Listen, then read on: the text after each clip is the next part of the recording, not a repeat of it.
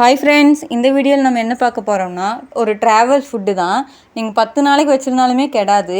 இப்போ இந்த ஃபுட்டை எப்படி செய்யலான்னு பார்க்கலாம் வாங்க. ஒரு பாத்திரத்தில் ஒரு 5 ஸ்பூன்லேருந்து 6 ஸ்பூன் வரைக்கும் நல்லெண்ணெய் ஊற்றிக்கோங்க. அது கூடவே கொஞ்சமாக கடுகு உளுந்தம் பருப்பு ஆட் பண்ணிவிட்டு ஒரு பெரிய வெங்காயத்தை வந்துட்டு நான் கட் பண்ணி ஆட் பண்ணியிருக்கேன்.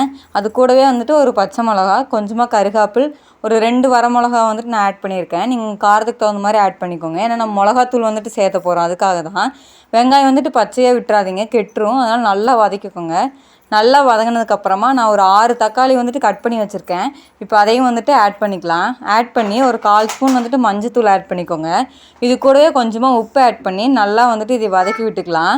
இப்போ இது வந்துட்டு நல்ல எண்ணெயிலே வந்துட்டு வதங்கி வரணும். நல்லா சூப்பராக வதங்கினதுக்கப்புறமா மூடி வச்சு வதக்கிக்கோங்க. அப்போ வந்துட்டு சூப்பராக வதங்கி வந்துடும். சீக்கிரமாக நமக்கு வேலையும் முடிஞ்சிடும். அதுக்காக தான் இப்போ நான் ஓப்பன் பண்ணி கலக்கி விடுறேன் பாருங்கள். அதே மாதிரி நீங்களும் கொஞ்சம் நேரம் மூடி வச்சு ஓப்பன் பண்ணி கலக்கி விட்டிங்கன்னா சீக்கிரமாக வெந்துடும். இப்போ ஒரு அரை வேக்காடு வந்ததுக்கப்புறமா உங்கள் காரத்துக்கு தகுந்த மாதிரி நீங்கள் வந்துட்டு வர மிளகாய் தூள் வந்துட்டு ஆட் பண்ணிக்கோங்க. நான் வந்துட்டு மிளகாத்தூள் வந்து ஒரு 1/2 ஸ்பூன் வந்துட்டு ஆட் பண்ணியிருக்கேன்.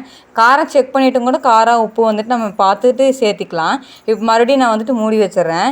இப்போ ஓப்பன் பண்ணி பார்க்கும்போது பாருங்கள், நல்ல எண்ணெய் பிரிஞ்சு சூப்பராக வந்துட்டு வதங்கி வரும். இப்போ பார்த்தீங்கன்னா தெரியும் எந்த அளவுக்கு எண்ணெய் பிரிஞ்சு வதங்கியிருக்குன்னு. ஏன்னா நம்ம இதில் வந்து தண்ணியோ எதுவுமே வந்துட்டு ஆட் பண்ணக்கூடாது. ஏன்னா நம்ம 10 நாளைக்கு வச்சுருக்கணும். அதுக்காக தான் வந்துட்டு எண்ணெய் கொஞ்சம் நிறைய ஊற்றுறது. இப்போ வந்துட்டு உப்பு காரம் வந்துட்டு கொஞ்சம் கம்மியாகவே போட்டுக்கோங்க ஃப்ரெண்ட்ஸ். ஏன்னா ஊற வந்துட்டு நமக்கு நாள் ஆக உப்பு காரமும் கொஞ்சம் அதிகமாக வர்ற மாதிரி இருக்கும். அதனால் நீங்கள் கொஞ்சம் கம்மியாகவே போட்டுக்கோங்க.